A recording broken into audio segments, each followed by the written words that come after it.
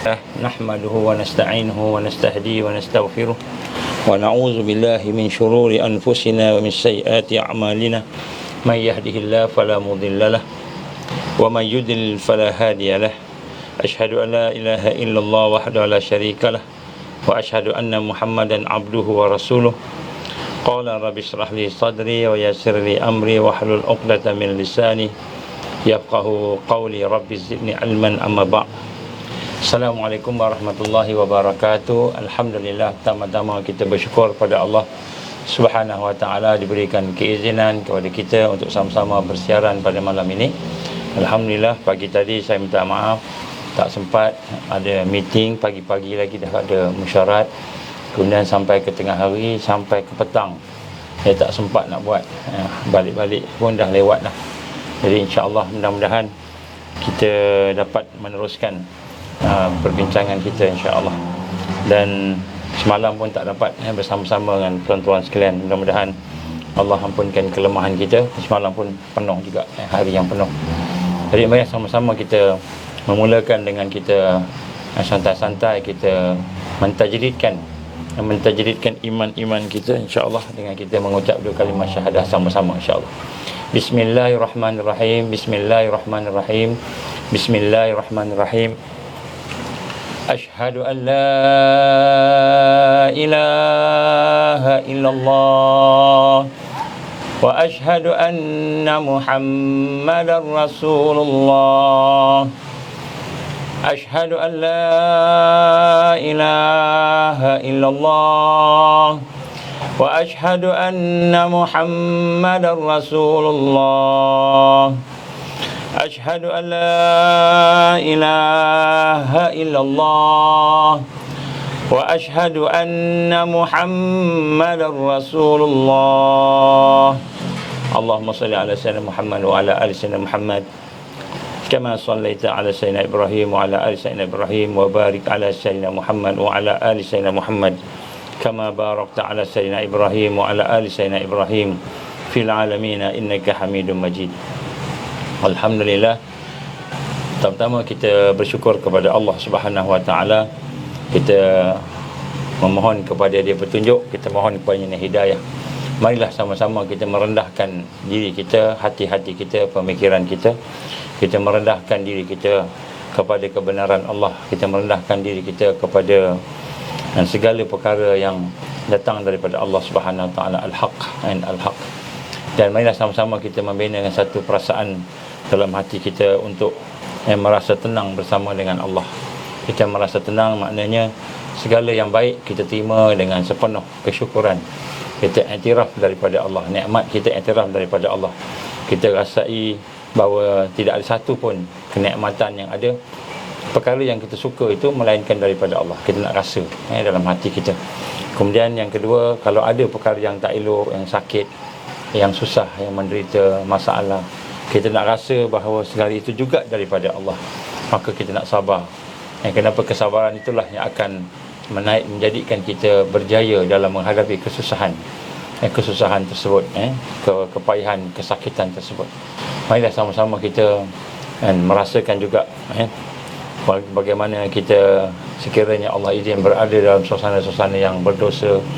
Kita hari ini ada buat dosa, ada buat perkara-perkara yang Allah tak suka, perkara-perkara yang Allah Subhanahu wa taala murka, maka kita nak sama-sama bertaubat, kembali bertaubat. Tidak ada satu pun dosa yang tidak akan diazab oleh Allah, melainkan dosa yang ada taubat padanya. Jadi kita nak sama-sama bertaubat kepada Allah. Mungkin kita tak rasa sekarang ni, tetapi bila kita dah meninggal dunia, nanti kita baru tahulah. Jadi kita kena bertaubat. Kalau ada benda dosa kita buat, kita kena wajib bertaubat. Bermula dengan istighfar, astaghfirullahalazim, bermula dengan kita menyesal apa yang kita lakukan itu. Kemudian sekiranya ada perkara-perkara yang kita lakukan, yang kita jadi dalam hidup kita ni, yang kita rasa seronok sebab kita boleh beribadah kepada Allah, beribadah kepada Allah Subhanahu wa taala, maka kita nak kena rasa tawaduk, rendah diri, sebab Allah bagi kita kekuatan untuk ibadah. Tuan-tuan dan puan-puan Allah, hari ini saya nak mulakan dengan ayat Allah 313, surah Al-Imran ayat 13. Sebahagian daripada kita yang telah mengikuti tamrin sisi yang telah kita lakukan daripada negeri ke negeri. InsyaAllah ini antara ayat yang kita bincang. Allah berfirman, a'udzubillahi minasyaitonir rajim, qad kana lakum ayatun fi fi'atainil taqata fi'atun tuqatilu fi sabilillah wa ukhra kafiratun yarawnahum mislaihim ra'yal 'ain wallahu yu'ayyidu binasrih man yasha' inna fi dzalika la'ibratan liulil absar. Sadaqallahul azim. Ayat ini sebenarnya amat perlu, amat kita kata penting untuk sama-sama kita memahami akan keadaannya. Barulah kita akan nampak di depan kita ni apa yang berlaku. Kita nampak apa yang depan kita berlaku dengan kita melihat pada ayat ini. Antaranya apa Allah gambarkan dalam ayat ini, qad kana lakum ayatun fi fi'atainil taqata. Sesungguhnya telah ada tanda kepada kamu ini, bukti bagi kamu, peristiwa di mana dua pasukan yang telah bertemu di medan perang. Yang telah bertemu di medan perang, maknanya Allah gambarkan bahawa di hadapan kita ini ada tuqatil, ada peperangan fi sabilillah, taqata fi'atun tuqatilu fi sabilillah wa ukhra kafirah. Padanya itu berperanglah pada orang yang berjalan pada jalan Allah, wa ukhra, dan yang satu lagi ialah kafirah, orang-orang yang memusuhi Islam. Jadi depan kita ni kita dapati sebenarnya tidak akan berlaku sesuatu melainkan dengan izin Allah, dan berlakunya yang ada ni adalah al-haq dan batil sentiasa bertembung. Jadi kita tengok satu, kita nampak ini al-haq, kita tengok satu, ini al-batil. Jadi kita tengok Allah gambarkan sentiasa bertembung di antara bertemu di medan perang itu satu pasukan yang berperang pada jalan Allah kerana mempertahankan agama Allah, dan yang satu lagi golongan yang kafir, yang musyrikin, ataupun yang memusuh Islam. Jadi mereka ini, orang kafir ini, kafiratun itu, yarawnahum mislaihim ra'yal 'ain. Pada mereka melihatlah mereka itu, keadaan orang-orang beriman itu mislaihim, semisal dua kali ganda. Maknanya dua kali ganda dengan mata kasar mereka, ya ra'yal 'ain. Jadi Allah gambarkan orang musuh Islam tengok orang Islam ni dua kali ganda. Dia nampak macam macam kuat lah, walaupun tak kuat, nampak macam tak kuat tapi sebenarnya kuat kan. Macam itu. Dia nampak kuat dua kali ganda. Kalau dia ada 10 juta, kita bawa 8 orang, dia ada 8 juta contohnya kan. Jadi dia nampak kita ni 16 juta, dua kali ganda dengan pandangan mata kasar. Jadi ini adalah satu kekuatan bagi mereka yang berjuang pada jalan Allah. Mereka yang berjuang pada jalan Allah ini, Allah akan berikan kekuatan kegerunan. Mereka digeruni oleh musuh. Gerun. Sebab tu kalau kita bertemu dengan mereka musuh ni, jangan takut. Kerana mereka nampak kita, kalau kita beriman lah, kita berjuang di atas jalan Allah ni, mereka nampak kita, kekuatan kita lebih dua kali ganda daripada mereka kan. Dan Allah menggambarkan wallahu yu'ayyidu binasrihi man yasha', dan Allah SWT sentiasa memberikan pertolongannya kepada siapa-siapa yang dia kendaki. Jadi Allah akan memberi pertolongan kepada orang yang beriman. Inna fi zalika la'ibrah liulil absar. Demikian itu adalah menjadi pengajaran, menjadi ibrah, tazkirah, menjadi pengajaran kepada orang-orang yang mempunyai mata hati. Jadi sebab itulah tuan-tuan dan puan-puan yang mata Allah, pertama kali kita nak kena rasa di depan kita ini ada musuh yang sedang memerangi orang Islam, orang beriman. Dan musuh orang yang memerangi orang beriman, orang Islam ini sebenarnya mereka ni kadang-kadang tak faham tentang Islam. Maka kita kena bawa mereka, ajak mereka kepada Islam. Kalau mereka ni orang yang memang musuh Islam sungguh, maka wajib kita kalau dia mempertahankan diri kita lah daripada serangan itu. Sebab tu kalau kita melihat sesuatu yang menakutkan, kita akan jumpa ni benda yang menakutkan ni. Sekarang ni orang kata pandemik COVID-19 ni pun dah menakutkan. Besok dengarnya akan ada pembentangan tentang Akta 342 kan, RUU 342 yang akan dibentang oleh orang kesihatan, tak tahulah siapa, menteri lah agaknya, Khairi lah agaknya, yang akan membentangkan 342 ni dan meminta supaya digandakan hukuman. Maknanya kalau dulu hukumannya kecil, sekarang nak dibesarkan, dendanya dan sebagainya. Itu yang nak dibawa oleh menteri. Menteri nampak takut. Kenapa dia nak jadikan denda tu besar? Kenapa nak jadi benda besar? Padahal katanya dah 90% lebih yang dah ambil vaksin. Dan katanya mereka dah berjaya mengikut melaksanakan SOP sebagainya. Malahan mereka membuat satu cara di apa namanya di PWTC ke apa, saya pun tak ingat kat mana, yang keluarga Malaysia tu kan. Keluarga Malaysia tu dengan keadaan bercampur baur, tanpa ada SOP-nya, tanpa ada masknya. Sebahagian mereka je yang pakai mask, sebahagian mereka bergaul, bercampur dengan keadaan yang rapat tanpa SOP. Dengarnya kan, dendanya pun RM1,000 aja dibagi kan. Menteri datang tu, Perdana Menteri datang tu, KLCC KLCC. Jadi kita lihat kan, mereka boleh pula buat tak ada SOP, boleh tak teringat pula, padahal menteri, padahal Perdana Menteri, padahal Menteri Kesihatan. Keluarga bahagialah keluarganya pun.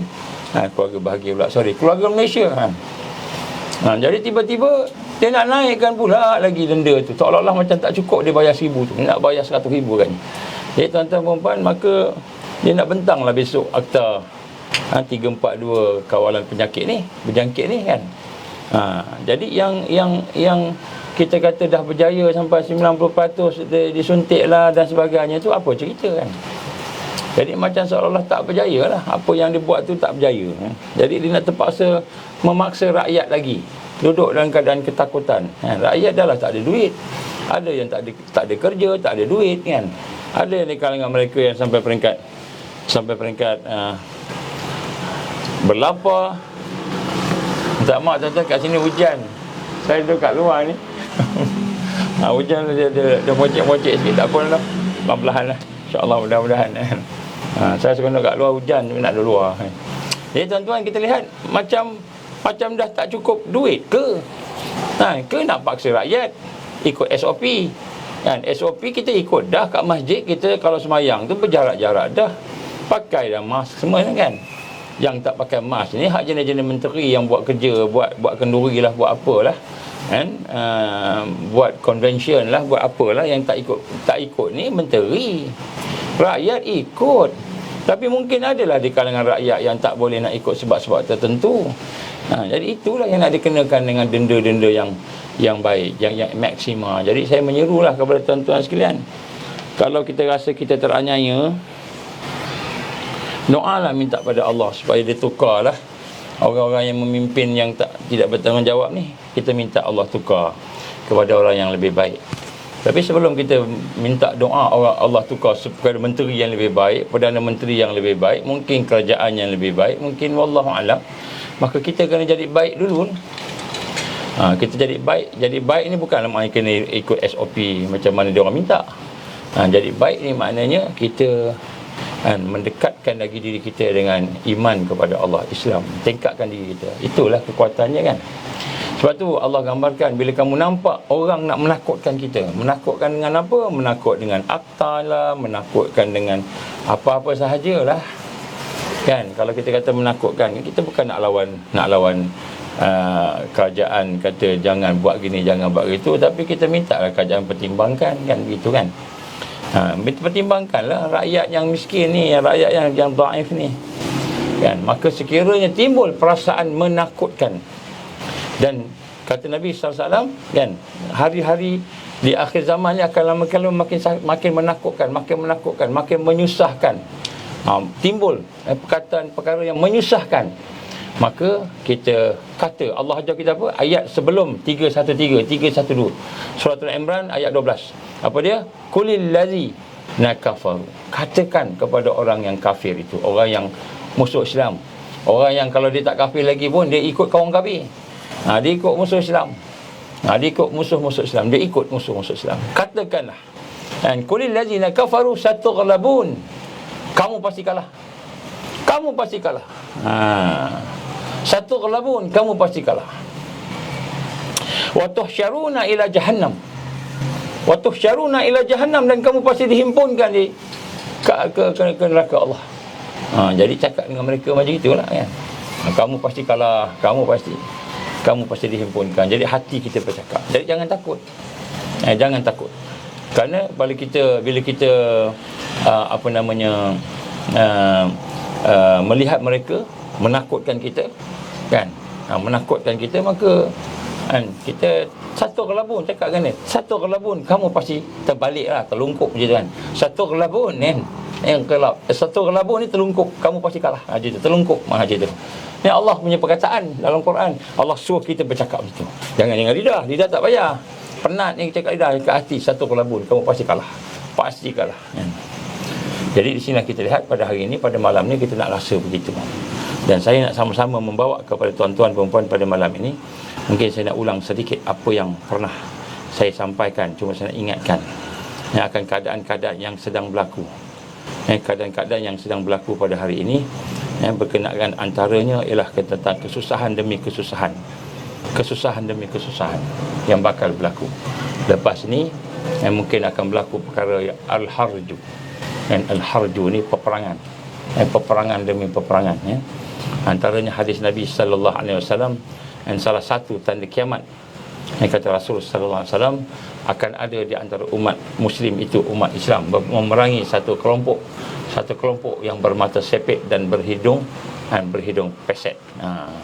Jadi ini hadis riwayat Imam Bukhari, Imam Bukhari, maknanya akan ada peperangan dengan orang-orang yang bermata sepet dan orang-orang yang berhidung pesek. Peperangan, akan ada peperangan. Dan di sinilah kita lihat bahagian daripada peperangan itu, mungkinkah yang dimasukkan negara China, mungkinkah kita akan berjumpa dengan negara China, wallahualam.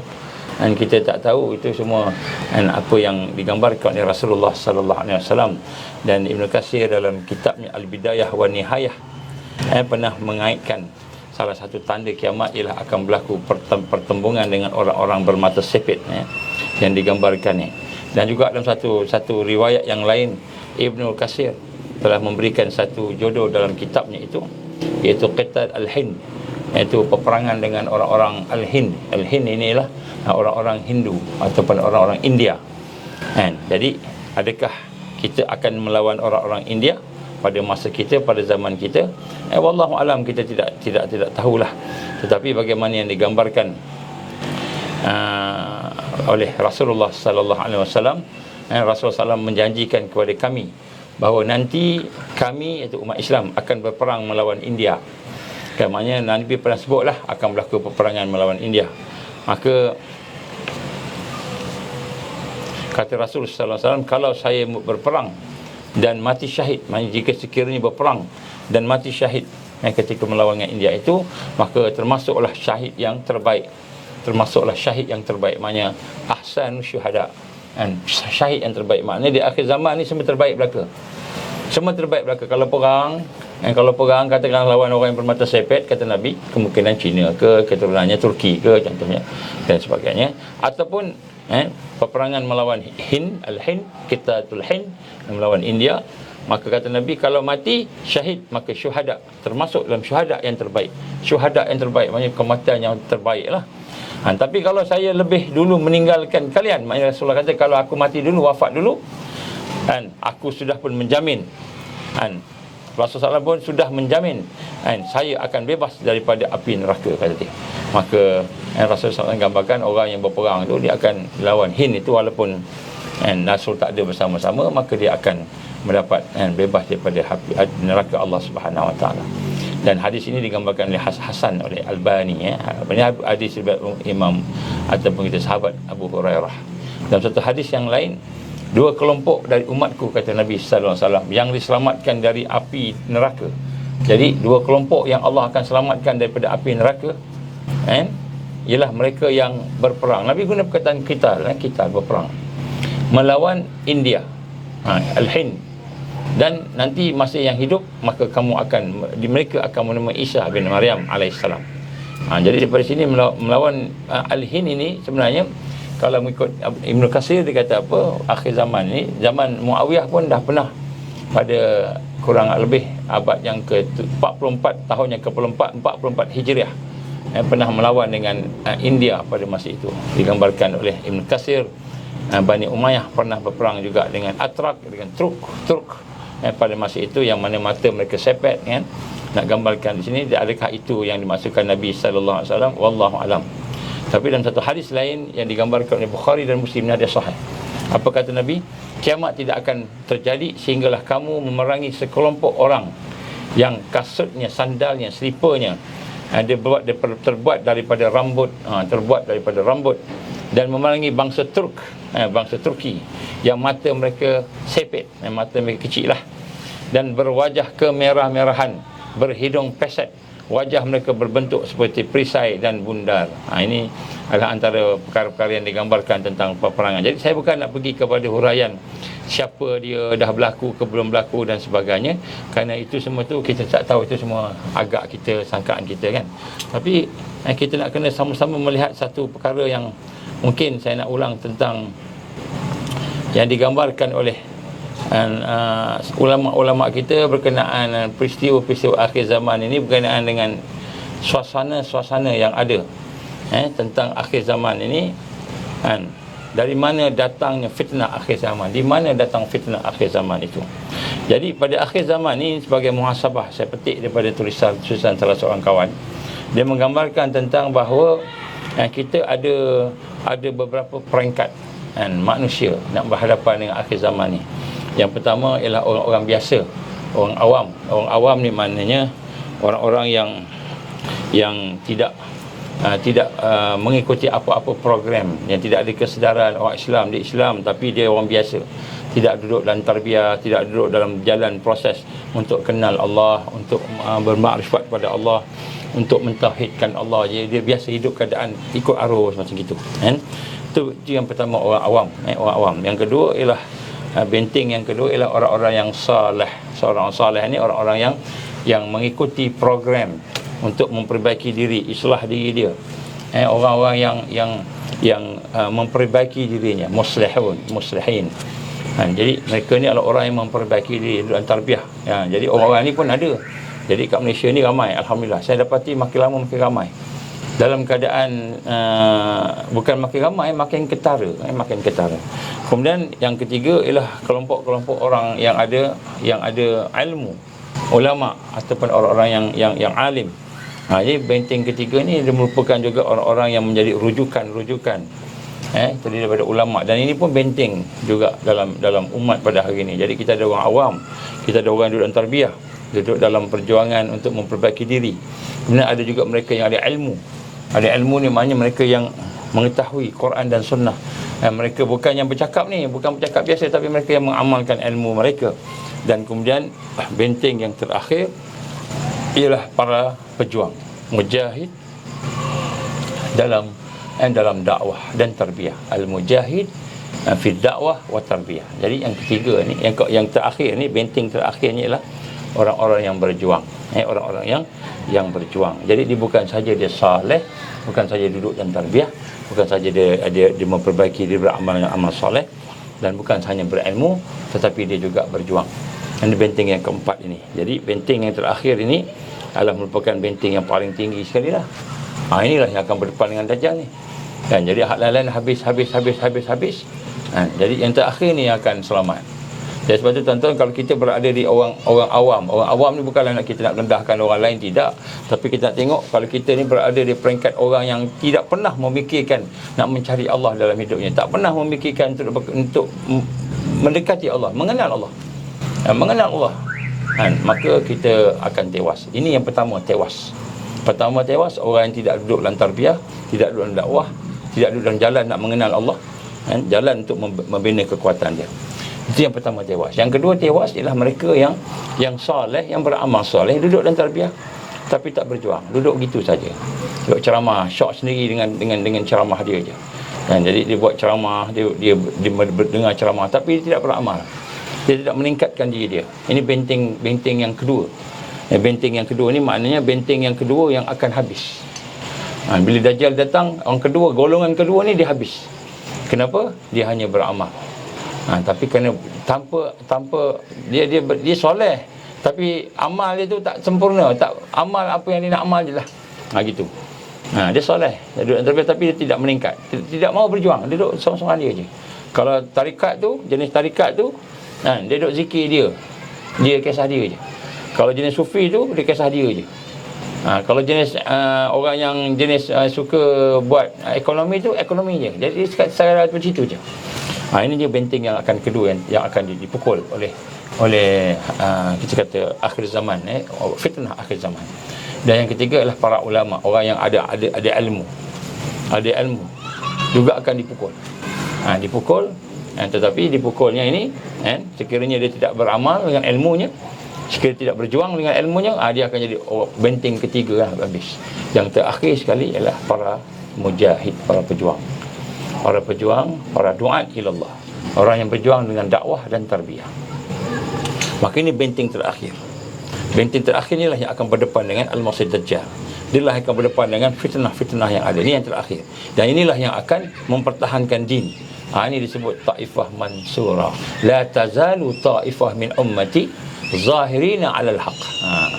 Akan sentiasa ada di kalangan umat aku ini sekelompok manusia yang diberikan kemenangan bersama dengan al-haq. Dan mereka ini berjuang yuqatilu, mereka ni berperang. Maknanya benteng terakhir bila Dajjal datang, inilah dia orang yang berjuang. Dan orang ni Allah bagi menang. Jadi sebab tu tuan-tuan, bila kita berhadapan kesusahan demi kesusahan ni, kita tengok di kedudukan kita. Adakah kita orang yang biasa, awam, cukup dengan kita pergi kerja, balik kerja, cukup dengan kita belajar ilmu sikit-sikit macam itu? Orang yang tak kisahlah, orang awam tak kisah, apa berlaku pun ikut aja. Orang suruh cucuk lah. First dose aku ambil dah, first dose, second dose dah ambil dah, tak ada apa-apa pun, dah ambil third dose pula, tengok macam mana. Third dose pula. Sekarang ni ataupun dalam bab yang lain kita ikut aja, apa ekonomi gini riba tak apa, tak ada masalah. Makan ayam yang daripada negara orang Cina bawa 200,000 kan. Bawa ayam daripada luar negara, tak sembelih ke tah jakim ada, tak ada jakim, tak apa, ambil minum makan, tak ada masalah. Orang yang ini habis dulu. Ni layer pertama akan habis dulu. Bila berdepan dengan fitnah ni akan habis dulu. Lepas tu layer yang kedua, layer orang yang baik. Orang yang baik tapi dia tak duduk dalam keadaan meningkatkan diri dia, duduk dalam keadaan biasa je. Dia kisahlah juga dengan Islam ni, dia semayanglah juga, tapi sekadar semayang begitu, semayang tak khusyuk sama je. Dia tak kisah semayang dia khusyuk tak khusyuk ke, semayang dia Allah terima ke, Allah tak terima ke, tak kisah. Ini layer kedua yang akan habis. Layer kedua yang akan dihabiskan oleh Allah SWT dengan fitnah-fitnah dia. Ini orang-orang yang Allah Ta'ala melihat dengan pandangan-pandangan biasa, tak ada istimewa. Jadi kalau kita berada di keadaan itu, kita kena tengok betul-betul lah kan. Contohnya bagaimana yang Allah gambarkan, wa minan nasi man ya'budullaha ala harf, wa minan nasi ya'budullaha ala harfin, fa in asabahu al-khair ithma'anna bih, wa in asabathu al-fitnah inqalaba ala wajhihi khasira ad-dunya wal akhirah, zalika huwal khusranul mubin. Sadaqallahul azim. Surah Al-Hajj. Wa minan nas, di kalangan manusia, man ya'budullaha ala harf, mereka beribadah kepada Allah. Orang baiklah beribadah kepada Allah. Ala harf, tapi kat tepi-tepi, tak pernah duduk dalam tarbiyah betul-betul nak meningkatkan diri dia, nak kenal Allah, nak bina kekuatan ibadah, membina kekuatan akhlak dia, membina kekuatan ukhuwah, tak pernah terfikir. Tapi dia sembahyang, dia puasa, dia beribadah. Mayya'budullaha ala harf, tapi kat tepi-tepi, tak nak duduk dalam sistem tarbiyah yang tersusun, sistem pendidikan, kekuatan, membina kekuatan yang tersusun, tak mau. Fa in asabahul khair, diberikan dia keamanan, boleh makan, boleh minum, macam itulah dia makan minum, tak kisah. Makan minum, sembahyang, puasa, pergi masjid, tak apa. Nak sembahyang jarak ke, nak sembahyang tak jarak ke, tak kisah, yang penting sembahyang. Dia kata gitu. Tak kisah ikut sunnah ke, tak ikut sunnah ke, tak kisah. Habis di sini masuk apa? Habis maknanya akan terkena fitnah. Benteng pertama orang awam dulu. Yang akan habis ni orang awam dulu. Orang awam ni orang tidak pernah kisah dengan Islam dia. Dia orang Islam tapi tak kisah dengan Islam dia. Tak duduk dalam tarbiyah. Maknanya bila Dajjal datang tu habis dulu. Benteng yang kedua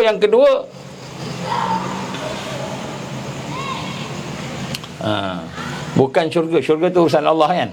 Kita jangan bincang pasal syurga tu nanti jalan. Kita maknanya kat dunia ni, yang kalah fitnah ni, level pertama, orang yang tak duduk dalam tarbiyah, tak duduk dalam dakwah, tak duduk dalam perjuangan. Itu nombor satu. Nombor dua, orang yang soleh semayang, puasa, tapi dia ikut benda-benda yang tidak meningkat. Allah gambarkan surah Al-Hajj, dia beribadah. Wa minan nasi man ya'budullaha 'ala harf. Dia beribadah tapi duduk tepi-tepi. Tak duduk dalam betul-betul belajar, duduk dalam keadaan orang-orang yang betul menuntut ilmu, meningkatkan diri ni dalam tarbiyah. Dalam tarbiyah pun tak meningkat. Kalau usrah begitulah usrah dia tak meningkat. Mas'uliyah dia tak meningkat. Pertanggungjawab kemampuan dia tidak teringkat. Dia tewas. Nombor dua, tewas. Orang ni nombor tewas dah. Tewas, habis. Ni orang yang duduk di tepi-tepi. Dia soleh, baik, tapi duduk tepi-tepi. Yang ketiga, tewas ulama. Ulama, orang alim, kan? Orang alim yang mana mereka alim, tapi mereka tak berjuang. Mereka ikut sistem saja. Ikut je sistem yang ada, tanpa dia berfikir konkret, boleh ikut tak boleh ikut. Ini ada satu jawapan. Saya terasa jugalah. Saya minta maaf lah, saya minta sini. Bila ditanya dengan orang-orang tertentu lah, orang alim tertentu ni, saya tak alim sangat. Kita tanya kat orang alim kan, kenapa fatwa begini? Kenapa fatwa begini? Kenapa kita ikut fatwa begini? Sedangkan kita rasa ada sesuatu yang tak kena. Maka dia kata apa? Ijma' ulama' di hari ini buat macam ini, kita ikut. Dia kata ijma' ulama'. Ni masalah ijma' ulama' ni, kita nak kena tengok satu perkara kan. Adakah ulama' yang ijma' tu ulama' kerajaan, ada penguasa yang mana mereka hanya mengikut sahaja arus yang ada, mengikut sahaja kan umara yang ada. Adakah ulama yang mengikut umara kan, ataupun ulama yang betul-betul kritikal, mengkaji, meneliti, dan kemudian mereka mengikut arus sunnah, dan mereka menegur para umara yang ada, menegur kalau tak betul, kalau betul alhamdulillah, kalau tak betul tegur kan. Jadi masalahnya ialah kalau kita kata ijma' ulama' pada hari ini dalam keadaan kata Nabi sallallahu alaihi wasallam kan, akan sampai satu fasa tidak akan berlaku kiamat, sehingga kan maksudnya ikatan simpulan Islam jatuh satu demi satu. Ikatan Islam, simpulan Islam urwah tu jatuh, terbuka satu demi satu. Yang bermula dengan al-hukmu. Nabi kata apa? Yang pertama sekali hukum. Yang kedua lain-lain. Akhir sekali as-salah. Jadi yang pertama hukum. Adakah kita dah sampai pada masa tu? Hukum dah terburai dah macam itu. Hukum dah terburai. Kalau hukum dah terburai, kita boleh tak ikut ulama yang terburai hukumnya? Jadi ini saya nak tanya kepada tuan-tuan sekalian. Maksud hukum terburai ni apa? Sumber rujukan kita tu tidak cermat. Kita tidak berhati-hati. Kita merujuk kepada mereka yang memusuhi Islam. Kita merujuk kepada mereka yang kan bermuka-muka, talam dua muka. Kita merujuk. Saya pernah teringat dulu, ada seorang kawan saya nak belajar di Mesir, dapat beasiswa daripada sebuah yayasan negeri. Tak sebut negeri apa noh. Negeri lah Malaysia ni kan. Maka dia pergi interview. Dia seorang hafal Quran, 30 juz dia hafal. Dia tanya satu soalan. Soalan ni soalan yang dia tak jawab, tak boleh nak jawab. Apa dia? Boleh tak kita membuat fatwa, menterjemah Al-Quran dan berfatwa mengikut apa yang pemimpin nak, supaya berlaku keharmonian kepada kepimpinan. Boleh tak? Tu soalan dia. Boleh tak? Ini soalan untuk orang yang nak belajar, nak sambung belajar di Mesir pada masa itu. Kawan saya sendiri di Mesir. Kemudian lepas tu dia dah hafal 30 juz, dah ada hafiz semua sekali. Nak sambung belajar lah, nak meningkat, nak bagi bahagian fatwa, bahagian usuluddin dan sebagainya. Jadi soalan dia nak dapat beasiswa daripada kerajaan negeri ni, saya tak sebut negeri mana kan. Maka dia kata, boleh tak? Ada banyak soalan, ni salah satu soalan yang dia tak boleh jawab. Boleh tak Bila kamu baca Quran, kamu tengok ayat Quran, kemudian kamu tengok makna dia, kamu buat terjemah makna tu mengikut apa yang ulama, umara, pemimpin nak, supaya negara ni harmoni, negara ni ikut yang terbaik lah di kita. Boleh tak? Soalan dia. Maknanya bagi tafsir, bagi fatwa, ikut umara, bukan ikut Quran dan sunnah, bukan ikut al-haq secara adil. Al-haq secara adil, tetapi mengikutkan kehendak kepimpinan. Itu soalan dia. Dia kata soalan tu menyebabkan dia terdiam. Ada juga soalan macam tu. Boleh ke kita nak buat tafsir, kita nak buat fatwa mengikut umara, mengikut kepimpinan? Kalau boleh, kamu dapat beasiswa. Itu dia punya jawapan. Dia tak cakap lah macam itu. Saya sebut seolah-olah begitulah. Maka akhirnya dia kata, minta maaf, kita nak tafsir, nak apa, kita nombor satu kena tengok Al-Quran, apa maksud Al-Quran, sesuai dengan bahasa Arabnya, sesuai dengan adatnya, sesuai dengan hukum-hukumnya. Kemudian apa ijma' sahabat, apa ijma' ulama'-ulama' yang ada. Bukannya sekadar ijma' ulama' kita sini, tapi ulama'-ulama' yang ada semua sekali daripada zaman Nabi sampai ke zaman kita. Bukan zaman kita tengok kita saja. Kemudian barulah kita kena gunakan qiyas dan sebagainya. Maka jawapan saya ringkasnya, tak bolehlah kita nak ikut tafsir, kita mentafsirkan sesuatu ataupun kita memberi hukum yang sesuatu berdasarkan kepada kehendak umara, pemerintah, penguasa. Kena ikut Quran. Tuan-tuan, jadi agaknya dapat tak beasiswa yayasan kerja negeri tu? Dapat agaknya? Tak dapat. Dia cerita dengan saya. Soalan tu dia tak boleh jawab. Dia kata dia nak jawab yang betul ke yang bohong. Kalau bohong itu boleh, tak apa, boleh ikut, tak apa. Kalau itu baik untuk negara sebagainya, tak apa, kita kena ikut. Kalau dia jawab yang itu, dia kata dia menipu diri dia di hadapan Allah. Subhanallah. Saya kata, Allah uji sungguh iman kamu pada masa ini. Interview dia belum jadi ustaz lagi, baru nak pergi ke Mesir. Allah izin tak dapat beasiswa. Dia belajar kat sini, belajar kat dalam negara, tak dapat beasiswa. Dia miskin, dia bukan dia banyak duit. Tuan-tuan, jadi nak sebut bila kata ijma' ulama' yang macam mana? Ulama' yang macam mana? Adakah ulama' itu bertakwa di dalam fatwanya? Okey, bertakwa. Mestilah bertakwa. Takkan kita tuduh dia tak bertakwa. Okey, tengok rujukan dia. Cermat tak rujukan dia? Warak tak dia? Ini ulama'. Ulama' yang tidak mengikut ijma' yang sebenar, ijma' sahabat. Apa ijma' sahabat dalam berhadapan dengan ta'un? Apa ijma' sahabat? Abu Hurairah, Abu Ubaidah, Al-Jarrah, dari sahabat-sahabat besar lah ini. Sampai meninggal mereka, syahid berhadapan dengan, kerana mengikut ijma' ulama'. Mati syahid mereka kerana mengikut ijma' sahabat. Kita sembahyang mengikut sunnah Nabi. Mati sebahagian, tapi mati semua ke? Semua mati ke? Tak. Yang sampai ajal matilah. Tapi mereka mati dalam keadaan mengikut sunnah Rasulullah sallallahu alaihi wasallam. Kalau tak ikut sunnah Rasulullah, kita nak ikut sunnah siapa? Sunnah Yahudi. Nak ikut sunnah Nasrani, sunnah Yahudi. Jadi perkataan ijma' ulama' ni sebenarnya kita kena tengok balik. Dalam keadaan hadis mengatakan bahawa satu demi satu, simpulan demi simpulan Islam gugur, terputus, terbuka. Yang pertama al-hukmu, hukum. Yang terakhir solat. Ni hadis sahih, tuan-tuan. Maka bila Nabi kata hukum tu, al-hukmu tu dah terurai, maka kita tengoklah hukum yang terurai tu jadi apa. Hukum tu dah bukan tak ada hukum, tetapi hukum yang menyeleweng daripada asas-asas Al-Quran dan Sunnah. Ini kita nak kena tengok. Ini golongan yang ketiga yang akan habis ketika Dajjal datang. Dajjal datang, ulama'-ulama' yang tidak mengamalkan ilmunya, yang tidak mengikuti sunnah, dia akan habis. Jadi sebab tu kita nak kena tengok tujuan saya nak sebut ni, benteng-benteng ni. Yang pertama, orang awam habis dulu. Lepas tu orang yang baik-baik habis juga.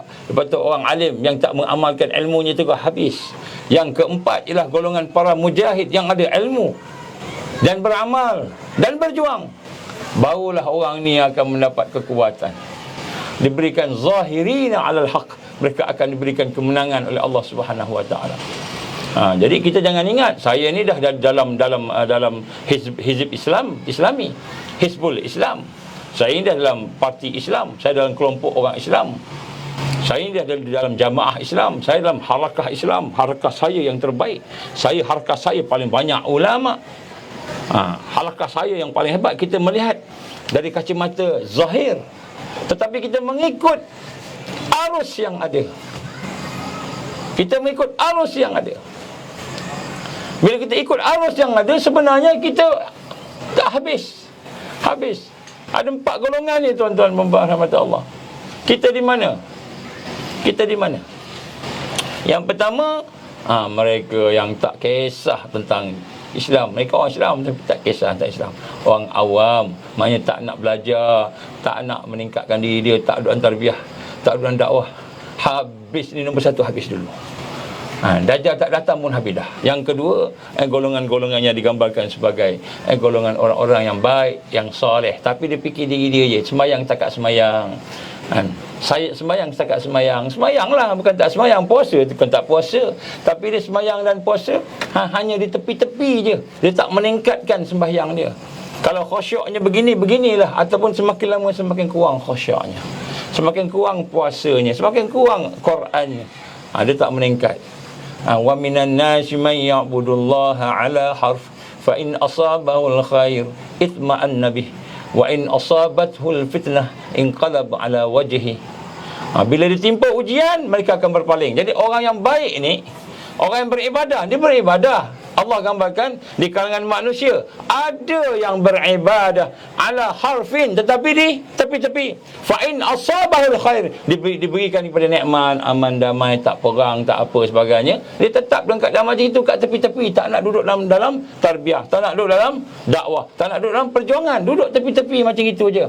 Fa in asabahul khair isma'an nabih, dia tetap macam itu, tenang ada gitu. Fa in asabathul fitnah, bila ditimpakan ujian, datanglah ujian COVID, datanglah ujian pandemik, datanglah ujian chemical weapon, datanglah ujian ekonomi tak lama lagi lepas ni, datanglah ujian satu, akhirnya kan ujiannya sampai ke Dajjal keluar, maka datang satu, akhirnya mereka akan berpaling. Inqalab ala wajhi, mereka berpaling daripada Allah. Habis juga. Dan khasirat dunia wal akhirah. Ni orang yang duduk dalam keadaan baik tapi tak nak meningkat tadi tu, sekadar baik saja. Khasirat dunia wal akhirah, mereka lah orang yang rugi kat dunia, rugi kat akhirat. Dunia dia jaga, dia puasa, dia semayang puasa, tapi akhirat dia rugi. Kenapa? Dia akan dimasukkan dalam neraka Allah Subhanahu wa taala sementara sehinggalah dosanya diampunkan oleh Allah. Kenapa? Ni surah Al-Hajj, surah Al-Hajj. Surah Al-Hajj ayat 11 ke, cuba tengok balik, 111 ke 11. Jadi mereka akan masuk neraka dulu. Sebab apa? Mereka tak kisah dengan dosa, setakat buat baik gitu je. Kan? Golongan ketiga, ulama yang macam mana? Ulama dia kalau tak berjuang, dia habis. Tidak bersama dengan perjuangan fi sabilillah, dia habis. Dia habis. Dia tidak berjuang, dia habis. Ulama yang bersama dengan sistem, dia akan habis. Sebab tu saya bila jumpa dengan beberapa orang di kalangan kawan-kawan kita jugalah, yang lebih alim daripada kita, yang Masya Allah, bila kita tanya dengan dia, kenapa kita kena buat begini, dia kata kita ikut ijma' ulama'. Perkataan dia, ijma' ulama'. Ini ijma' ulama' ni, semua orang cucuk, semua orang buat begini, semua orang buat begitu, semua orang ambil kan. Bukan kita kata tak boleh nak ikut tak apa, ikutlah. Kalau salah dapat 1, kalau betul dapat 2. Kita tak salahkan dia kan. Tapi nak sebut, dia nak melihat kan sesuatu tanpa teliti, tidak ada kecermatan, perhatian, takwa dan wara. Kan, benda pertama dalam Islam ni, setelah kita Islam, kita nak mengamal, kita mesti melihat sumber. Sumber apa? Sumber yang sahih. Sahih ni bukan mesti hadis sahih. Yang pertama sekali, sumber sahih ni maknanya Al-Quran. Lepas tu hadis Nabi. Lepas tu ijma' sahabat. Sahabat buat apa? Ijma' sahabat. Lepas tu ijma' ulama'. Baru yang lain-lain. Baik. Yang keempat, benteng yang keempat adalah mereka yang akan berhadapan dengan Al-Masih Dajjal, dan mereka yang akan diberikan kemenangan oleh Allah. Mereka menang. Yang keempat ni menang. Siapa dia? Al-Mujahid fi sabilillah, ataupun orang yang berjuang pada jalan Allah. Orang yang berjuang pada jalan Allah ni fi dakwah, ataupun ala tarikul dakwah wa tarbiyah. Rasulullah sallallahu alaihi wasallam, mereka yang mengikut dakwah dan tarbiyah Rasul. Jadi maknanya yang ketiga ni pasti menang. Apa maksud pasti menang? Kerana kalau mereka hidup akan berjumpa dengan Isa ibn Maryam alaihissalatu wassalam dan menang. Kalau ajal mereka dekat, mereka meninggal, mereka syahid fi sabilillah, menang juga.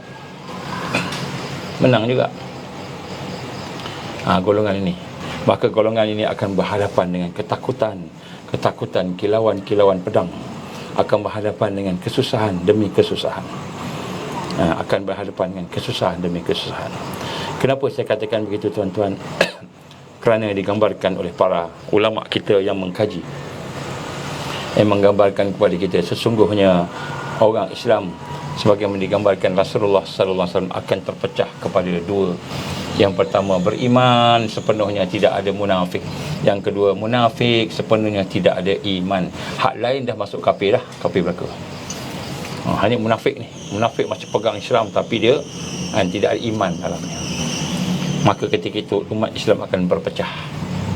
Kenapa Nabi sebut munafik? Sebab munafik ni dia yang paling banyak suaranya, dia paling hebat suaranya, keluar kat TV, keluar kat radio, keluar kat Sokabah, keluar kat semua tempat. Maka dia akan mendapat perhatian. Kenapa? Sebab dia bersama dengan sistem Dajjal. Dia akan bersama dengan sistem Dajjal. Maka golongan ini akan memecah belahkan lagi orang yang beriman. Orang beriman akan menjadi orang yang sedikit, yang gharib. Yang gharib ni apa? Yang sedikit. Golongan yang asing. Golongan yang asing. Golongan yang terasing. Kenapa? Kerana dia bukan majoriti. Dia bukan majoriti. Dia terasing. Kita macam orang yang berdagang, orang yang merantau, dia seorang dia je dekat situ. Jadi banding orang lain dia sikitlah. Banding orang lain dia sikitlah. Baik. Bada'ul Islam ghariban wa sayaudu ghariban kama bada' fatuba lil ghuraba. Ini hadis ni sahih. Dan hadis ni juga kadang-kadang disalah artikan oleh setengah-setengah orang. Dia kata saya buat apa entah, mana saya pun tak tengoklah. Fitnah-fitnah orang ni saya malas nak tengok. Tapi nak sebut sini, Islam bermula dalam keadaan dagang ganjil asing, kemudian Islam kembali dagang ganjil asing. Maka beruntunglah orang yang dagang ganjil asing itu. Jadi orang dagang ganjil asing ni maknanya realitinya tu dia tidak majoriti lah. Dia bukan orang majoriti. Itu realitinya. Dia bukan orang yang menguasai. Dia berdagang, merantau di tempat orang ramai, semua lain daripada dia asing, terasing, alien, teralien. Jadi orang inilah orang-orang yang akan menjadi orang beriman, akan jadi dagang semula. Hari ini kita rasa tak dagang, belum lagi sepenuhnya. Kita akan rasa dagang sungguh-sungguh sampai orang beriman tu dipanggil sesat. Orang beriman tu besok majoriti akan kata sesat ni golongan sesat. Dia akan begitu. Jadi macam mana digambarkan dengan ijma' ni kan. Jadi saya dah sebutlah ijma', saya cerita dah tadi. Jadi ketika itulah maka akan berlaku kemuncak perpecahan. Kemuncak perpecahan maknanya orang Islam dah tak boleh dah nak apa, nak bersama bersatu tu.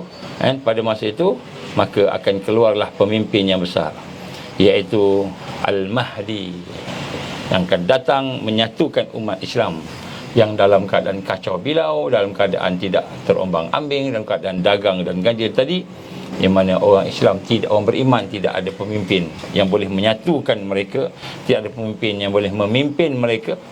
Maka ketika itulah di kemuncak umat Islam berpecah, di kemuncak umat Islam dah tak boleh buat apa dah. Maknanya dah layu dah kan, masing-masing diri masing-masing aja. Maka ketika itu Al-Mahdi akan menjelma keluar. Al-Mahdi akan menjelma, bukan menjelma ada ting magic macam itu. Maka Allah akan datangkan kepada kita Al-Mahdi tadi. Dan di sinilah kita lihat apabila pada masa itu keadaan umat Islam dah teruk sangat. Mari kita akan berhadapan dengan suasana teruk. Sebab tu saya sebut tadi, benteng pertama orang awam habis dulu, benteng kedua orang yang baik habis, benteng ketiga ulama yang tak berjuang habis, yang keempat ni Allah bagi kemenangan. La tazalu ta'ifah min ummati zahirina 'alal haqq. Jadi tujuan saya sebut yang benda ni benteng-benteng ini ataupun lapisan, bukan kita nak ada kasta-kasta, bukan kita nak kata saya lebih baik daripada awak ni tak baik daripada saya, tidak, bukan. Tapi kita nak muhasabah diri kita. Kita ni di peringkat mana? Orang yang pertama tewas, orang yang tak kisah, yang ignorance. Orang Islam yang biasa hanya sekadar ikut saja apa yang ada di arus, ini kalah dulu. Ini tewas dulu. Yang kedua, orang baik tapi tak nak meningkatkan diri ni, tak nak duduk dalam tarbiyah, tak nak duduk dalam iman, tak nak duduk dalam dakwah, tak nak duduk dalam perjuangan, duduk macam gitu aja pun habis juga. Yang ketiga, ulama yang tak nak berjuang, nak ikut arus pun habis juga. Yang keempat baru tak habis. Yang keempat inilah zahirina alal haq, akan diberikan kemenangan di atas kebenaran Allah tadi. Maka inilah, kalau mati dia sebab sampai ajal, mati sebab sampai ajal kan, maka syahid yang terbaik, kata Rasulullah SAW. Hadis tadi yang saya baca. Dan kemudian kalau dia hidup, dia akan menang bersama-sama dengan Isa putera Maryam. Suasana ni dah dekat dah tuan-tuan. Sebab tu kita kena tengok. Kemudian, dan ketika bilakah pula Dajjal akan datang? Dajjal akan keluar masa bila tuan-tuan? Dajjal akan keluar ketika mana pihak musyrikin mensyirikkan Allah ni maksima. Mensyirikkan Allah ni maksima. Maksima ni maknanya dia melangkaui kita kata kebaikan. Dah tak boleh dah. Masa tu nak dakwah pun tak boleh dah. Nak dakwah pun tak boleh dah masa tu. Siapa yang berdakwah ditangkap sesat. Siapa yang berdakwah ditangkap sesat. Nak cakap pasal Dajjal pun tak boleh. Masa tu nak cakap pasal Dajjal pun tak boleh. Kalau nak cakap pasal pakatan jahat Dajjal, lagi tak boleh. Kenapa tak boleh? Kerana Dajjal nak menguasai ni atas. Dia akan datang ketika kemuncak kemusyrikan. Musyrik, kemuncak syirik di atas muka bumi ni. Sebab lawan syirik adalah tauhid, mentauhidkan Allah. Jadi musyrik dah menguasai mentauhidkan Allah tadi. Dah menguasai. Maknanya pada ketika itu orang dah banyak yang keluar Islam, yang banyak musyrik kan. Allah gambarkan dalam Al-Quran, a'udzubillahi minasyaitonirrajim, la tajidanna asyaddan nas adawatan lil ladzina amanu al-yahud wal ladzina asyraku. Kamu pasti jumpa di kalangan manusia yang paling kuat permusuhan kepada orang beriman, al-yahud, Yahudi, wal ladzina asyraku, dan orang yang mensyirikkan Allah. Ni one world religion. Orang yang liberal, orang yang pluralisme. Ini adalah musyrikin. Ketika pluralisme menguasai, macam mana satu ketika dulu kan, contohnya fahaman Al-Quran itu adalah makhluk. Khalifah pegang fahaman Al-Quran itu makhluk. Maka ulama-ulama yang tak bersama dengan fahaman itu ditangkap, diseksa, dibunuh sebahagiannya. Jadi menguasai. Jadi kita ketika Dajjal pengaruh musyrikin itu maksima. Maknanya tidak ada harapan dah masa tu. Nak menang ke nak apa, memang dah habis lah. Mungkin Mahdi dah ada juga, tapi masih lagi tak boleh nak pergi dah, tertekan. Maka ketika itu Dajjal datang untuk nak menghabiskan orang-orang beriman, sisa-sisa orang beriman tadi. Masa pada ketika itulah golongan yang keempat ini dia akan diberikan kekuatan oleh Allah Subhanahu Wa Taala. Dan kekuatan itu bukan saja diberikan pemimpin yang menyatukan Al-Mahdi, dia akan memberikan juga maunah dan karamahnya. Dan mana maunah dan karamahnya, kemuliaan Allah bagi pada orang beriman tadi, pertolongan Allah bagi pada orang beriman tadi, maka dengan pertolongan maunah dan karamah itu diberikan kemenangan kepada umat Islam. So jangan takut tuan-tuan. Jangan takut. La tahzan. Inna awliya Allah la khaufun alaihim wala hum yahzanun. Sesungguhnya aulia Allah, orang yang beriman, orang Islam beriman, orang yang berjuang tadi, la khaufun alaihim, tidak ada ketakutan pada mereka, wala hum yahzanun, dan juga tidak ada kesedihan kepada mereka. Berapa lama lagi, nanti saya cerita lagi. Tak lama dah Puan Masnah, tak lama dah. Jadi nak sebut kat sini, apabila sampai peringkat itu, maka Allah akan berikan kemenangan kepada orang yang beriman tadi. Benteng yang keempat. Benteng keempat ni, benteng last ni. Maknanya selagi belum kiamat, umur dunia masih ada, maka kita orang akan menang. Tapi siapa mereka? Kita ke orangnya, layak ke kita bersamanya? Belum tahu, tuan-tuan, perempuan rahmati Allah, belum tahu. Ada orang kata, saya ni dah duduk dalam harakah Islam. Harakah Islam saya ni sahih. Harakah Islam saya ni baik, bagus. Saya dah duduk dalam pertubuhan Islam. Saya duduk dalam jawatan kuasa Islam. Saya pengurusi persatuan Islam. Kita kata kita dah jadi persatuan. Tuan-tuan, semua tu akan dihabiskan. Maknanya pertubuhan Islam, kekuatan akan dihabiskan bermula tahun depan. Ni dah mula tanya bila kan? Bermula tahun depan. InsyaAllah, biiznillah, mereka akan menghancurkan pertubuhan-pertubuhan Islam, gerakan Islam orang ni sudah hancur. Dia akan buat pelan-pelan sampai mereka dia buat secara besar-besaran, secara yang halus. Orang tak nampak ni salah. Orang tak nampak ni salah, tak nampak ini betul. Kenapa? Kerana pada tahun depan, tahun 2022 kan, ibu pejabat One World Religion akan dirasmikan di Abu Dhabi, UAE, akan dirasmikan tahun 2022. Maka itulah pahaman kesamarataan agama akan menular, pluralisme akan menular, liberalisme akan menular. Kita mungkin akan jumpa Pop Perancis akan datang sini, mungkin datang ke Malaysia ziarah, nak mengeratkan, alasan mengeratkan silaturahim dan sebagainya. Tuan-tuan rahmati Allah, maka pada ketika itu orang beriman akan mula ditekan. Lepas ni bukan lagi nak pergi sembahyang dengan 2 dos, bukan 2 dos saja. Dia akan tengok engkau ni pahaman siapa. Engkau ni pahaman nak ikut golongan-golongan akhir zaman ke, ataupun engkau ni pahaman mana? Kalau pahaman akhir zaman, maka kita kata tak ada dah. Tak boleh dah. Ini sesat. Silap-silap kena tangkap. Silap-silap macam-macam. Dia bermula tahun depan, dia akan buka headquarters dia, HQ dia di Abu Dhabi, di UAE. Kemudian selepas tu akan berkembang. Jadi macam mana cara dia tu kan, itu akan kita tengoklah dari masa ke masa. Tuan-tuan berhormatan, maknanya apa? Saya nak gambarkan kat sini bahawa Dajjal akan keluar selepas daripada berapa tahun selepas itu, mungkin 3-4 tahun ke 5 tahun ke, wallahu alam, kita pun tak katalah exactly, sebab itu hanyalah merupakan kita kata mengikut tanda-tanda yang ada. Jadi selepas itu kemungkinan besar kita akan berhadapan dengan kesusahan. Maka tuan-tuan, kita perlukan kepada pertolongan. Kita perlukan kepada pertolongan daripada Allah Subhanahu Wa Taala. Maka apakah pertolongan? Apakah dia perkara-perkara yang menjadikan yang akan menarik pertolongan dan taufik Allah? Saya nak cerita sikit pada malam ni. Kalau tak sempat, sambung besok. Besok apa? Jumaat malam. Kalau tak sempat besok, dah dapat minggu depan. Tuan-tuan, nombor 1, kita kena faham golongan yang keempat itu adalah golongan yang akan mempertahankan Islam, benteng.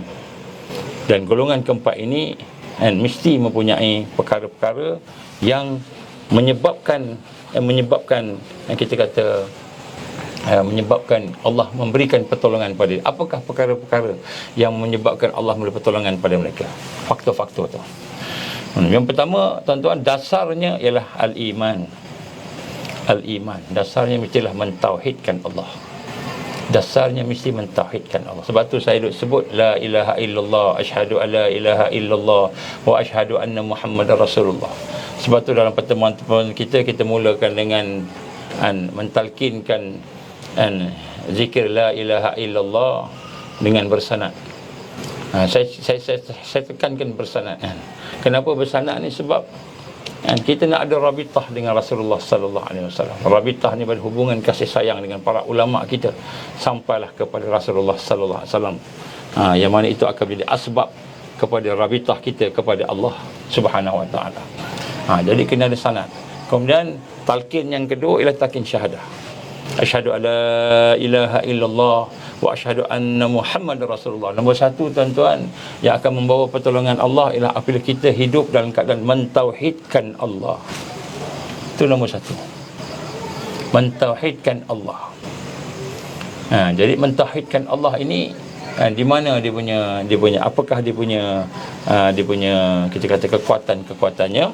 Nombor 1, perkara yang paling penting dalam kita mentauhidkan Allah, yang merupakan satu kewajipan, terutamanya bila kita ingin membina kekuatan, membina kemampuan untuk memikul tanggungjawab untuk menjadi seorang yang berjuang, itu ialah al-ikhlas.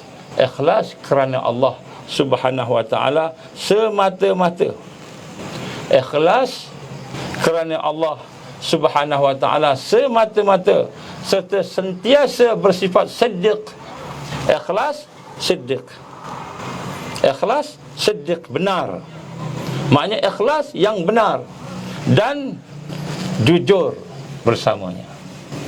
Benar ni maknanya, siddiq ni maknanya benar dan berlaku jujur, honest. Maknanya ikhlas yang siddiq, ikhlas yang benar, sentiasa. Ini kewajipan, ni wajib. Ini bukan sunat. Ikhlas ni wajib, tuan. Wa ma umiru illa liya'budullah mukhlisina lahuddin. Kan Allah perintah, dan tidaklah aku, katanya, tidaklah diperintahkan kepada kamu melainkan untuk kamu mengikhlaskan, memurnikan hidup kamu tu, ibadah kamu tu pada agama ini. Jadi nombor satu yang akan menarik, yang akan mengundang pertolongan dan taufik daripada Allah Subhanahu wa ta'ala ialah al-ikhlas wa siddiq. Ikhlas, kita berlaku ikhlas. Ikhlas di mana apa? Bersih daripada matlamat ghairallah, selain Allah. Ikhlas ni khalasah, bersih. Ini tuan-tuan, kita tak banyak amal, kita tak kuat beramal macam sahabat-sahabat, kita tak kuat beramal macam tabi'in. Baca Quran pun rangkak-rangkak, baca Quran pun tak faham. Kita tak kuat nak bangun malam. Bangun malam tu sekali-sekali. Kita tak kuat nak baca Quran 3 juz satu hari minima. Tak kuat. Tak kuat kita nak berzikir pada Allah sentiasa. Tetapi apa pun yang berlaku dalam hidup kita, wajib ikhlas, wasiddiq, dan benar.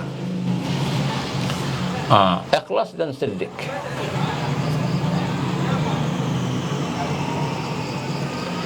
Sekarang dah penghujung 2021, nampaknya agenda 201 sudah gagal. Belum habis. Belum habis lagi. Agenda 2021 ni sampai 2023, itu planning mereka. Pandemik ni, yang dikatakan pandemik ni, sampai 2023, itu planning dia. Jadi tak habis lagi. Lepas ni ada lagi. Baru kita tengok Omicron lah. Lepas ni tak tahu apa benda Cron agaknya sampai.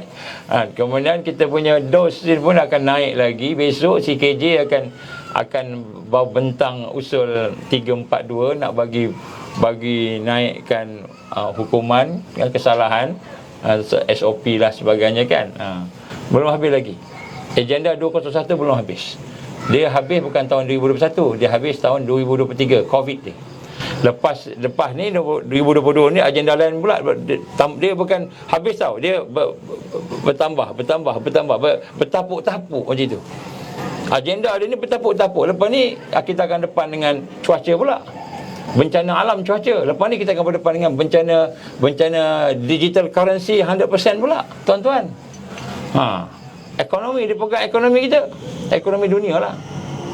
Lepas tu bencana agama pula. Agama yang apa nama dipanggil, musyrikin, agama yang mengiktiraf kesamarataan agama, itu pula. Lepas tu perang pula, ataupun lepas tu tiba-tiba dukhan pula, contohnya kan. Perang pula, dukhan ni pun bukan Allah yang akan bagi ni, tapi sebenarnya mereka yang buat. Bertapuk-tapuk, ujian bertapuk-tapuk. Lepas tu Nabi kata makin berat. Jadi kita amat perlukan pertolongan Allah. Pertolongan Allah dasarnya mentauhidkan Allah, beriman pada Allah, dasarnya. Jadi masuk hubungan dengan Allah, kita kata marilah kita berhubung dengan Allah, sentiasa meningkatkan hubungan dengan Allah. Nombor satu ialah mentauhidkan Allah. Itu nombor satu. Nombor satu, mentauhidkan Allah. Apa maksud mentauhidkan Allah? Kita mentauhidkan af'al dia, perbuatan dia. Kita mentauhidkan sifatnya. Kita mentauhidkan namanya, asma'nya. Dan kita mentauhidkan dalam ubudiyah kita, agama kita, ad-din. Inna dina indallah al-Islam. Kita hanya ambil Islam yang benar, bukan Islam yang bercampur. Bukan Islam yang mengiktiraf agama lain sama. Ini bukan Islam yang macam tu. Ataupun Islam yang mencampur adukkan. Islam boleh, tak bukan Islam boleh. Campur-campur pula itu. Pun bukan itu. Wala talbisul haqqa bil batil. Jangan kamu campur hak dengan batil. Ini mentauhidkan Allah. Dan untuk mentauhidkan Allah, macam mana kita nak membina kekuatan tauhid Allah? Yang pertama al-ikhlas wa sidq. Kita kena ikhlaskan diri kita dan kita kena berlaku benar. Kena berlaku benar dan jujur. Apa maksud ikhlas? Matlamat kita hanya satu saja. Waridwanu minallahi akbar. Keredaan pada Allah tu yang paling besar sekali. Jadi kita hanya buat, nak makan kerana Allah, nak tidur kerana Allah, nak kerja kerana Allah, nak buat apa sahaja lillahi ta'ala, kita buat kerana Allah. Maka apa maksud buat kerana Allah ni? Niat kita tu berserta dengan syariat. Kita kena buat apa yang Allah perintah melalui Rasulullah sallallahu alaihi wasallam. Kena kita berlaku benar. Berlaku benar, apa yang ada kat dalam sama ada apa yang kat luar, atau berlaku benar. Itu cara umum. Jadi rupa-rupanya tuan-tuan yang akan mengundang pertolongan Allah, taufik Allah di akhir zaman. Di akhir zaman ini ialah al-ikhlas wa sidq. Al-ikhlas wa sidq. Dan kenapa kita kena bersifat al-ikhlas wa sidq ini? Bukan hanya supaya kita ni ikhlas dan benarnya, bukan. Tetapi yang barakahnya, ini sebut barakahnya. Barakahnya ialah kita akan dihimpunkan, kita akan dikumpulkan bersama-sama dengan orang yang ikhlas dan siddiq juga. Bersama-sama dengan orang ikhlas dan siddiq juga. Kita akan dikumpulkan, akan dihimpunkan. Yang mana orang yang ikhlas dan benar ini, yang jujur ini, akan hidup sebagai ukhuwah, kasih sayang, hidup sama-sama, hidup sama-sama, tolong menolong. Ini barakah dia. Jadi kalau kawan-kawan kita ni, kita boleh check lah, kalau kawan-kawan yang baik dengan kita ni, orang yang tak ikhlas, orang yang kaki maksiat, orang yang jenis suka buat lalai, maka sebenarnya hati kita pun belum ikhlas lagi. Sebab salah satu barakah ikhlas dan siddiq ini, Allah akan kumpulkan kita bersama dengan ikhlas dan siddiq juga, orang lain yang ikhlas dan siddiq juga. Itu dia punya barakah dia. Itu dia punya kepentingan. Bukan hanya setakat kita nak berlaku ikhlas, kita nak berlaku benar, tetapi kita akan dihimpunkan bersama dengan orang ikhlas dan benar. Inilah dia punya kemanisan dia. Ini kemanisan dia. Ini orang tak perasan hak ni. Kita ingat kita ikhlas, kita duduk seorang-seorang ikhlas, kita duduk rumah seorang-seorang, tak keluar, tak jumpa orang, ikhlas. Tak. Bukan macam tu. Allah akan himpunkan, Allah akan kumpulkan orang yang ikhlas, orang yang benar ni bersama-sama. Sebab Nabi kata apa? La tazalu ta'ifah. Tidak akan sentiasa ada ta'ifah. Orang-orang, kelompok. Dia bukan seorang-seorang. Sebab tu kalau kita benar-benar ikhlas, Allah akan jumpakan kita dengan kawan-kawan, sahabat-sahabat yang ikhlas. Kalau kita siddiq, Allah akan berjumpa dengan sahabat-sahabat yang siddiq. Kalau tak jumpa lagi tu, maknanya kita kena tengoklah hati kita masih lagi belum ikhlas lagi. Mungkin kita ada masih kepentingan duniawi. Jadi barakah kepada mereka yang ikhlas dan benar tadi, yang mentauhidkan Allah tadi, ialah Allah akan himpunkan juga mereka bersama-sama dengan orang yang akan tolong menolong, yang penuh dengan kejujuran dan keikhlasan. Jadi sebab itu latihan apa tuan-tuan? Kita nak dapat pertolongan Allah ni, latihannya hendaklah kita sentiasa mendahulukan dalam hidup kita apa sahaja yang kita nak lakukan dengan dorongannya Allah. Maknanya yang menjadi matlamatnya Allah. Bila kita buat tu, yang mendorong tu apa? Bukan dunia, bukan kerja, bukan populariti, bukan nama, bukan yang ada kat sini, tetapi hanyalah mardatillah, redha Allah. Jadi kita kena latih diri kita. Bila nak buat sesuatu, aku buat ni kerana Allah, kerana menjunjung perintah Allah. Allah suruh aku buat, aku buat, bukan sebab orang lain. Ini latihan kita, mendahulukan dorongan Allah melebihi daripada dorongan-dorongan yang lain dalam kita beramal. Dalam kita beramal. Maknanya kita nak buat sesuatu tu, kita kena tengok hati kita ni, kan? Aku buat ni kerana nafsu ke? Aku buat ni kerana Allah? Aku buat ni kerana dunia ke? Aku buat ni kerana Allah? Kita tengok balik. Bila kita tengok hal tu, alhamdulillah, makin lama mula-mula mungkin kita kata sembahyang aja kita kerana Allah. Tapi lama-lama bukan sembahyang kerana Allah. Lepas tu kita buat pula nak tidur, nak makan, nak bekerja, nak bergaul, nak dalam keadaan apa saja amalan kita. Ala kulli hal, dalam segala perkara kita buat kerana Allah. Ini latihan. Jadi kita kena tengok niat kita. Innal a'mal innamal a'mal binniyah. Sesungguhnya amalan itu bermula dengan niat, kan? Jadi ini penting, tuan-tuan. Ini yang akan mengundang pertolongan Allah Subhanahu Wa Taala. Yang inilah digambarkan sebagai kan motivasi rabbani, dorongan yang bersifat ketuhanan, rabbani. Ini penting. Kita nak tengok balik. Sebab apa? Ni golongan ni yang akan mengundang, mengajak, membawa kepada hidayah Allah, taufik Allah, ma'unah, barakahnya, rahmatnya, akan bawa kepada karamahnya, kemuliaan yang Allah berikan kepada seseorang, kan? Sebaliknya jika kita mencampur baurkan, sebaliknya jika kita mencampur baurkan keikhlasan kita, kita buat kerana riak, nak tunjuk orang-orang kita buat, ataupun suka menonjol diri kita, kita suka menonjolkan diri kita, nak supaya orang sebut kita ni bagus, kita ni baik, kita ni seorang yang selamat, yang kuat, orang yang hebat, kan? Kita nak orang cakap, kita nak dengar orang cakap, atau kita nak orang cakap kita begitu. Kita mencampur baurkan al-ikhlas dengan riak contohnya. Ataupun kita mencari kuasa, nak kuasa. Ini orang politik ni. Tak kira lah tuan guru ke tak tuan guru, kita nak kuasa, hati kita nak kuasa. Terutama untuk diri kita sendiri. Maka kemungkinan besar kita tidak akan mendapat pertolongan Allah. Jadi kemungkinan besar bila kita mencampur baurkan, maknanya kita ada sifat syirik di situ. Besarnya, kecilnya tak kira lah, jelasnya ataupun tersembunyinya tak kira lah. Maka sekiranya ada bercampur baur dan al-ikhlas dengan yang lain, riaknya contohnya sombong dan sebagainya, maka kemungkinan besar kita tidak akan mendapat pertolongan Allah, dan kita tidak mendapat taufik Allah. Apa taufik ni? Kan? Taufik ni adalah kekuatan untuk kita mengamalkan al-ikhlas. Mengamalkan al-ikhlas.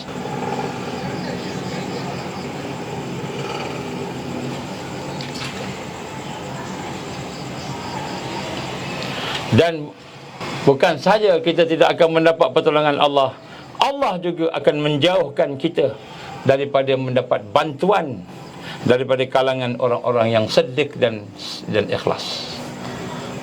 Orang pun akan tak dekat dengan kita ni, Allah tak izinkan dah. Maksudnya tiba-tiba kita dapati kita mula bergaduh dengan orang yang baik-baik. Dan orang-orang baik-baik ni kita bergaduh dengan dia. Kita mula bersisih faham, mudah sisih faham dengan orang baik-baik. Orang ikhlas kita nampak dia tu tak ikhlas. Orang yang baik, orang yang sidik, yang benar, kita nampak orang tu tak benar. Allah jauhkan kita daripada apa? Orang-orang yang benar, yang ikhlas, yang nak menolong kita, Allah jauhkan. Kenapa? Kerana kita mencampur baurkan, mensyirikkan Allah, sama ada secara jelas ataupun secara tidak jelas, secara tersirat. Malahan amalan mereka yang mencampur baurkan, mereka yang tidak ikhlas, akan terdedah dengan keruntuhan. Ini lagi bahaya. Maksudnya amal tidak berkembang. Amal tak berkembang. Amal terdedah dengan keruntuhan. Kenapa? Kerana Allah tidak melindungi dia. Allah tidak melindungi. Bila kita buat sesuatu bukan kerana Allah, maka Allah tak lindungi kita. Allah biarkan orang yang begitu. Ini bahayanya kalau tidak ikhlas. Bukan saja Allah tak bagi pertolongan, Allah halang orang baik, orang ikhlas dekat dengan kita. Kita nak dekat dengan orang ikhlas, kita tengok orang ikhlas tu, nampak ini jahat, kita nampak dia jahat pula. Padahal dia ikhlas, kita yang tak ikhlas, akhirnya kita akan menjauhi. Kita akan bersama-sama dengan orang yang lain-lain pula, yang maksiat, yang mungkar tadi. Dan lebih teruk lagi, amal yang baik yang kita buat tu akan terdedah kepada keruntuhan. Ini bahaya. Ini bahaya. Ini sebab pertama, faktor pertama untuk kita mentauhidkan Allah. Ada lagi tuan-tuan, insya-Allah kita sambung kita sambung kan. Dah buka ke sebelah ni, sambung. Insya-Allah malam besok tak boleh. Mungkin kita sambung siang kot. Siang kuliah harian pula noh. Malam besok saya ada meeting lain malam. Jadi mungkin kita cuba petang besok. Petang besok insya-Allah. Kita akan cuba insya-Allah petang besok kita akan sambung sebab-sebab yang lain. Macam mana kita nak dapat pertolongan Allah? Macam mana kita nak jadi golongan yang keempat tadi, benteng yang keempat. Ni benteng yang Islam ni. Pertama orang awam, kedua orang baik tapi tak nak meningkat, yang ketiga ulama yang tak nak berjuang, yang keempat orang yang berjuang. Yang keempat ni yang Allah bagi kemenangan. Tak kira lah dia orang yang ada ilmu ke tak ada ilmu ke, kurang ilmu ke, yang nampak tak elok, nampak rendah, nampak hamba, tapi dia ni berjuang dengan jalan yang benar. Allah tolong dia.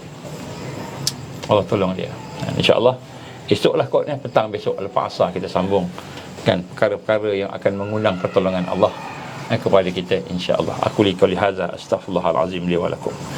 InsyaAllah tuan-tuan, saya minta maaf terkasar sebagainya.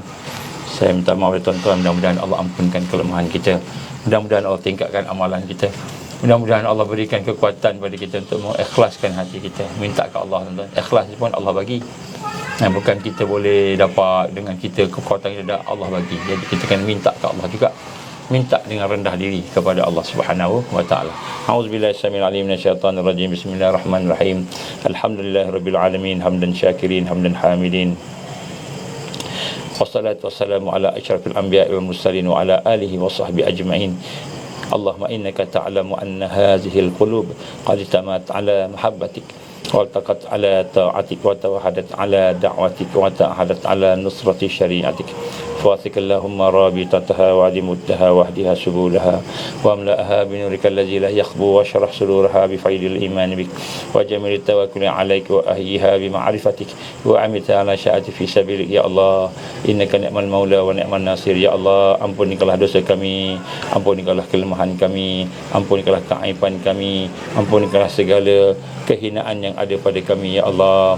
Ya Allah, ampunikanlah kelalaian kami, ampunikanlah kejahilan kami, ampunikanlah segala perkara-perkara yang kurang dan lemah, perkara-perkara yang kau murkai yang ada pada kami ya Allah. Kami lemah, kami dhaif ya Allah, kami serba kekurangan ya Allah. Ya Rahman ya Rahim, ya Hayyu ya Qayyum, birahmatika nastaghis ya Allah. Ya Hayyu ya Qayyum, birahmatika nastaghis ya Allah. Ya Hayyu ya Qayyum, birahmatika nastaghis. Bantulah kami memperbaiki diri kami ya Allah. Bantulah kami memperbaiki kelemahan kami ya Allah. Hidupkanlah iman kami ya Allah. Hidupkanlah iman kami ya Allah. Amal kami ya Allah, amal yang saleh. Berikanlah keikhlasan pada kami, berilah kekuatan untuk kami berlaku benar dalam kehidupan kami. Allahumma inna na'udzubika min an nusyrika bika syai'an na'lam wa nastaghfiruka lima la na'lam. Rabbana atmim lana nurana waghfir lana innaka ala kulli syai'in qadir. Rabbana la tuzigh qulubana ba'da idh hadaytana wa hab lana min ladunka rahmah innaka antal wahhab. Rabbana hab lana min azwajina wa dhurriyyatina qurrata a'yun waj'alna lil muttaqina imaman. Ya Allah ya Hayyu ya Qayyum, birahmatika nastaghis ya Allah. Ya Hayyu ya Qayyum ya Arhamar Rahimin. Ya Allah ya Hayyu ya Qayyum ya Dzal Jalali wal Ikram. Ya Allah ya Hayyu ya Qayyum ya Dzal Jalali wal Ikram. Ya Allah ya Hayyu ya Qayyum ya Dzal Jalali wal Ikram. Allahumma ja'alna minal mu'minina haqqan. Allahumma ja'alna minal muttaqina haqqan. Allahumma ja'alna minal muhsinina haqqan. Allahumma ja'alna minal muqarrabin. Allahumma ja'alna minal wasilin. Allahumma ja'alna minal arifin. Allahumma ja'alna minal muhibbin. Allahumma ja'alna minas siddiqin wasyuhada'i wassalihin. Allahumma ja'alna minal mahdiyin. Rabbana atina fid dunya hasanah وفي الآخرة حسنة وقنا عذاب النار. ربنا تقبل دعاءنا إنك أنت السميع العليم وتب علينا يا الله إنك أنت التواب الرحيم. وصلى الله على سيدنا محمد وعلى آله وصحبه وبارك وسلم. سبحان ربك رب العزة عما يصفون والسلام على المرسلين والحمد لله رب العالمين. سبحانك اللهم وبحمدك أشهد أن لا إله إلا أنت أستغفرك وأتوب إليك. بسم الله الرحمن الرحيم والعصر إن الإنسان لفي خسر إلا الذين آمنوا وعملوا الصالحات وتواصوا بالحق وتواصوا بالصبر. Tuan-tuan sampaikan kepada kawan-kawan yang lain kuliah kita ni, insya-Allah mudah-mudahan dapat barakah. Wabillahi taufiq wal hidayah. Assalamualaikum warahmatullahi wabarakatuh.